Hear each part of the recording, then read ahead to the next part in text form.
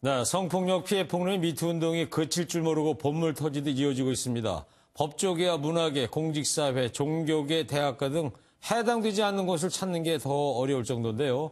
사회부 김한준 기자와 함께 이런 들불 같은 미투 현상에 대해 자세히 살펴보도록 하겠습니다. 자, 김 기자, 자고 나면 하루에 또 몇 개씩 새로운 사실들이 터져나오고 있고 이제는 초중고등학교까지 번지는 모양새고 청소년들한테까지 이런 일이 적지 않았다니까 매우 충격적입니다. 네, 그렇습니다. 현재 학창시절에 당한 성폭력 제보들이 최근 쏟아지고 있습니다.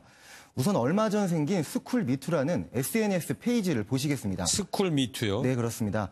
학교에서의 성폭력 피해 제보를 받는 곳인데 보시는 것처럼 몇 시간에 한 번꼴로 폭로가 이어지고 있습니다.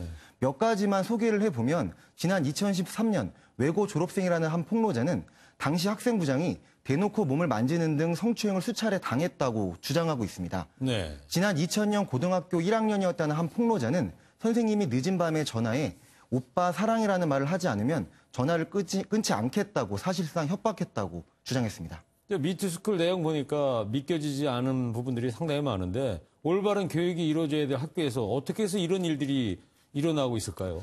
네, 보통 이런 성폭력은 절대적인 권위가 있는 집단에서 많이 발생합니다. 요즘은 좀 덜하다고는 하는데 제가 학교에 다니던 1980년대, 90년대만 하더라도 선생님이라는 존재는 정말로 큰 권위를 갖고 있었는데요. 김 기자 고등학교 다닐 때 네, 중고등학교 얘기입니다. 네. 네, 권력으로 밑에 사람을 사실상 지배할 수 있는 문화에선 힘없는 사람들을 대상으로 성폭력이 더 쉽게 발생할 수 있습니다. 현재 폭로되는 학교발 미투의 상당수가 수년 전, 길게는 수십 년 전의 일이라는 게 그 방증입니다.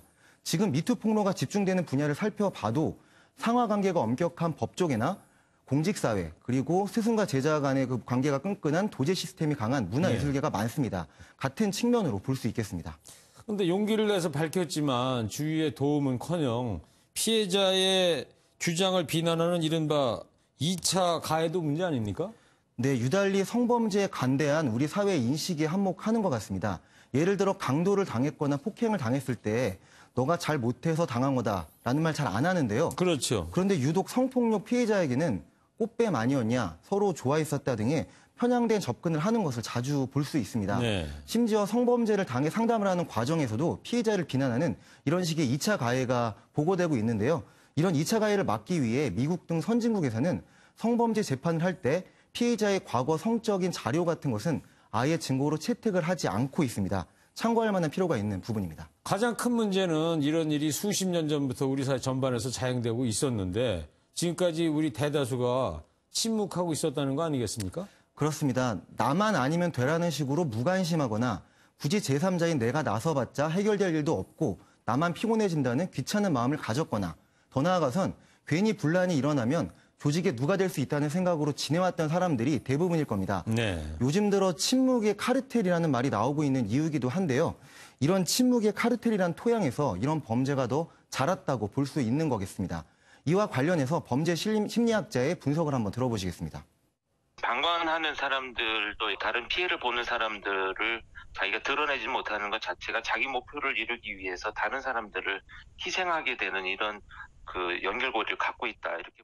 마지막으로 미투운동 앞으로 어떻게 나아가야 된다고 보십니까?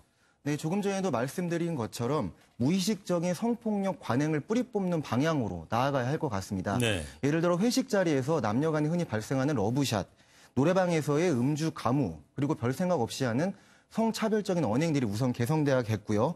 그리고 가해자에 대한 형사처벌 여부를 떠나서 피해자와 해당 조직으로부터의 즉각적인 격리, 피해자를 어떻게 보호할 수 있을지 고민을 시작을 해봐야 할 시점으로 보입니다. 네, 이번 미투 운동을 일회성 운동으로 끝내지 않고 우리 사회의 의식을 바꾸는 계기로 만들어야 할 것 같습니다. 처음이자 마지막 기회가 아닐까 싶습니다. 지금까지 사회부 김한준 기자였습니다.